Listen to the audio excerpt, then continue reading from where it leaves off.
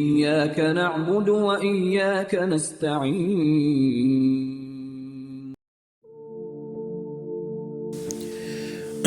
بسم اللہ الرحمن الرحیم۔ پیارے دوستو، آپ نے انٹرنیٹ پر مفتی شمائل ندوی اور جاوید اختر کے درمیان خدا کے وجود پر ہونے والی وہ بحث ضرور دیکھی ہوگی جو کافی وائرل ہوئی۔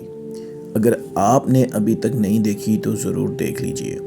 عام طور پر یہ کہا جا رہا ہے کہ مفتی شمائل ندوی نے جاوید اختر صاحب کو اس مباحثے میں زبردست شکست دی اور انہیں لاجواب کر دیا۔ تاہم اس معاملے میں میری رائے اس سے کچھ مختلف ہے۔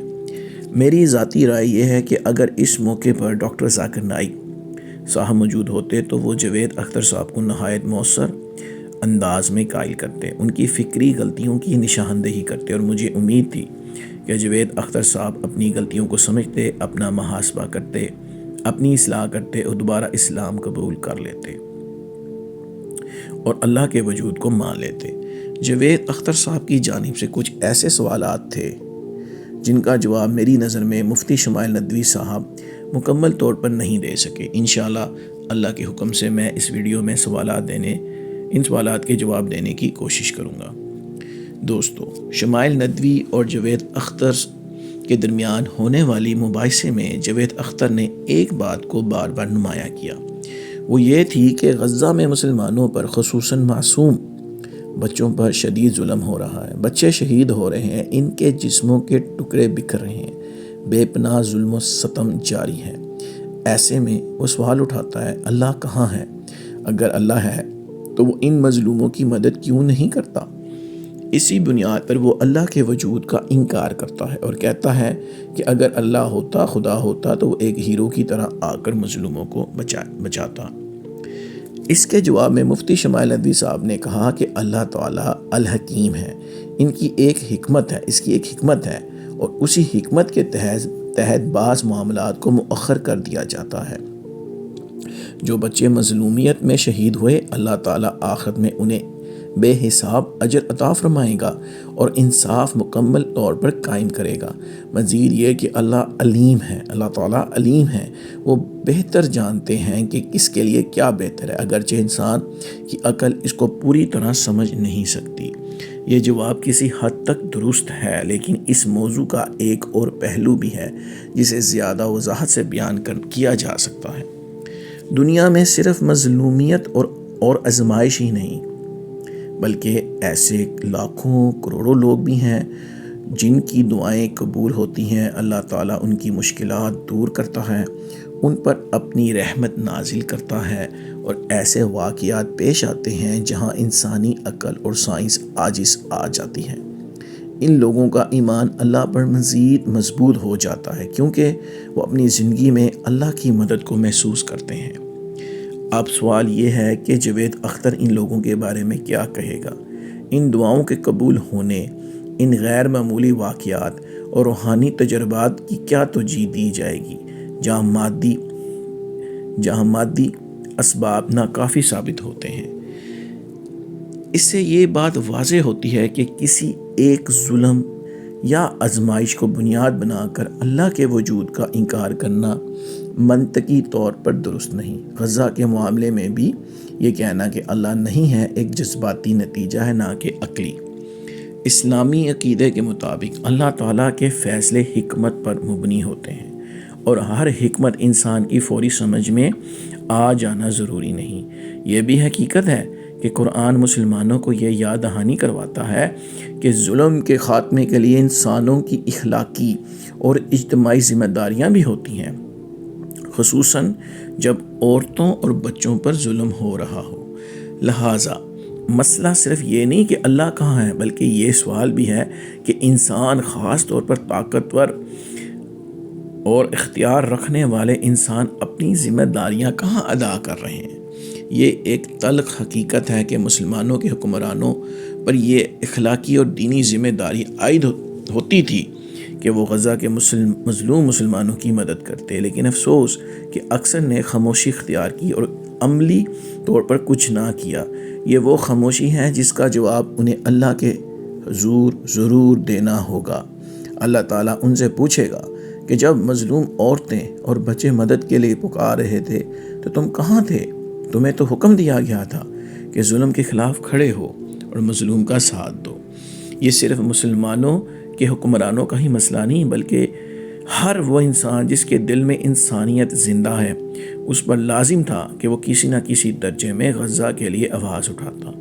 لیکن بدقسمتی سے دنیا نے یہ بھی دیکھا کہ بھارت کے وزیر اعظم نریندر مودی نے مظلوموں کے ساتھ کھڑے ہونے کی بجائے ظالموں کا ساتھ دیا، بلکہ انہیں امن کا داعی قرار دیا۔ یہ رویہ اخلاقی دیوالیہ پن کی واضح مثال ہے۔ جس چیز نے دنیا کو واقع حیران کیا وہ غزہ کے مسلمانوں کا ایمان، صبر اور حوصلہ ہے۔ شدید بمباری، بھوک، لاشیں اور تباہی، ان سب کے باوجود ان کے لیے لبوں پر شکوہ نہیں، بلکہ یہ یقین تھا کہ ہماری شہادتیں اللہ کے ہاں ضائع نہیں جائیں گی، اللہ ہمیں اجر دے گا۔ مسلمانوں کی زندگی صرف دنیا تک محدود نہیں ہوتی، وہ جنت، حساب اور آخرت پر یقین رکھتا ہے۔ یہی ایمان تھا جس نے غزہ کے مسلمانوں کو ٹوٹنے نہیں دیا۔ حیرت انگیز بات یہ ہے کہ غزہ کے مسلمانوں کے اسی صبر، استقامت اور ایمان کو دیکھ کر دنیا میں بہت سے لوگ اسلام کی طرف متوجہ ہوئے۔ اسلام کمزور نہیں ہوا، بلکہ اس ظلم کے باوجود، بلکہ اس کے نتیجے میں اسلام تیزی سے پھیلنا شروع ہوا۔ بہت سے لوگوں کا اللہ پر یقین مزید مضبوط ہوا۔ ایسے میں جاوید اختر کا یہ کہنا کہ میں اللہ کو نہیں مانتا دراصل ان کی اپنی فکری کمزوری اور روحانی محرومی کو ظاہر کرتا ہے، نہ کہ اللہ کے وجود کی نفی کو، کیونکہ حقیقت یہ ہے کہ غزہ کے مظلوم مسلمانوں کے ایمان نے دنیا بھر میں اسلام کو مزید زندہ، مضبوط اور مؤثر بنا دیا۔ دوستو، دوسری طرف جو بڑا مسئلہ جاوید اختر نے اٹھایا وہ یہ تھا کہ اللہ کے وجود کا کیا ثبوت ہے۔ اس پر مفتی شمائل ندوی صاحب نے زیادہ تفصیل نہیں دی، حالانکہ یہ موقع بہت اہم تھا کہ لوگوں کو اسلام کی دعوت دی جاتی۔ یہاں یاد رکھیں کہ جتنے بھی انبیاء کرام آئے، اللہ تعالیٰ نے ان کو کچھ خاص نشانیاں اور کرامات عطا کی جنہیں ہم معجزات کہتے ہیں۔ ان معجزات کی وجہ سے لوگوں نے ان انبیاء کرام پر ایمان لائے۔ مثال کے طور پر حضرت عیسیٰ علیہ السلام مردے کو زندہ کرتے تھے، حضرت موسیٰ علیہ السلام کی لاٹھی نے جادوگر کے اثرات کو ختم کیا اور جادوگر ایمان لائے، حضرت سلیمان علیہ السلام کے پاس جنات، پرندے اور ہوا پر اختیار تھا۔ یہ معجزات لوگوں کو اللہ کے وجود پر یقین دلانے کا ذریعہ تھے۔ جب ہمارے نبی صلی اللہ علیہ وسلم آخری نبی آئے تو آپ صلی اللہ علیہ وسلم نے بھی کئی معجزات دکھائے، جن میں سے سب سے بڑا معجزہ چاند کو 2 حصوں میں کرنا تھا، جسے دیکھ کر کئی لوگوں نے اسلام قبول کیا۔ آپ صلی اللہ علیہ وسلم کا معراج کا سفر بھی ایک عظیم معجزہ ہے۔ قرآن مجید میں بھی ایسے کئی سائنسی اور تاریخی حقائق ہیں جو انسانی عقل سے باہر ہیں، اور ان پر تحقیق کرنے والے سائنسدان اور آرکیالوجسٹ حیران رہ جاتے ہیں اور اسلام قبول کرتے ہیں۔ یہاں میں 2 نمایاں مثالیں پیش کرتا ہوں۔ فرعون کی لاش کا محفوظ ہونا۔ قرآن میں اللہ تعالیٰ فرماتے ہیں کہ فرعون کی لاش کو محفوظ کیا جائے گا تاکہ آنے والی نسلیں عبرت حاصل کریں۔ آج مصر کے میوزیم میں فرعون کی لاش موجود ہے، جس کی جلد، بال، ناک اور ہڈیاں ہزاروں سال بعد بھی محفوظ ہیں۔ سائنسدانوں نے ان کی ہڈیوں کا معائنہ کیا تو معلوم ہوا ہڈی توڑنے والی لہر نے اثر کیا تھا، مگر جسم اللہ کے حکم سے محفوظ رہا۔ اسی طرح جو فرعون تھا، اس کے لاش کی ناک میں سے، اس کے پھیپھڑوں میں سے اس کی ایکس رے جب کی گئی تو اس میں نمک نکلا، جس سے صاف ظاہر تھا کہ یہ لاش سمندر سے نکالی گئی ہے۔ اس تحقیق کو دیکھ کر کئی سائنسدان اسلام پر ایمان لے آئے۔ اسی طرح ماں کے پیٹ میں بچے کی نشو و نما۔ قرآن میں بچے کی ایمبریولوجی، تشکیل و نو کی تفصیل بیان کی گئی ہے، جسے جدید سائنس نے درست پایا۔